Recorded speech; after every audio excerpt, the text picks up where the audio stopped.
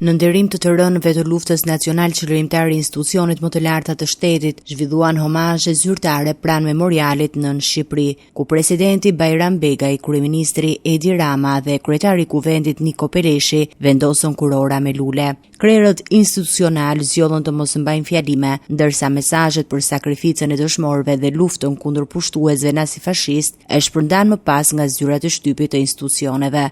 Ndërkohë, ndarja politike rreth datës së çlirimit vijon të jetë e pranishme edhe këtë vit. Partia Demokratike ruajti traditën e mospjesmarrjes në ceremoninë shtetërore të 29 nëntorit. Megjithse i pozicionuar në krahun e djathtë, Ilir Meta dërgoi nga qelia një urim në frymën e së majtës, ndërsa në vend të tij pranë memorialit u paraqit Tedi Blushi me kurorat e luleve. Pas mbylljes së ceremonisë zyrtare, një grup mbështetësish të figurës së Enver Hoxhës zhvilluan marshimin e tyre të zakonshëm, duke shoqëruar ditën me simbole dhe broritje nostalgjike. Ceremonia dhe aktivitetet paralele rikthyen edhe një herë në vëmendje kontrastet e thella politike lidhur me interpretimin dhe simbolikën e 29 nëntorit.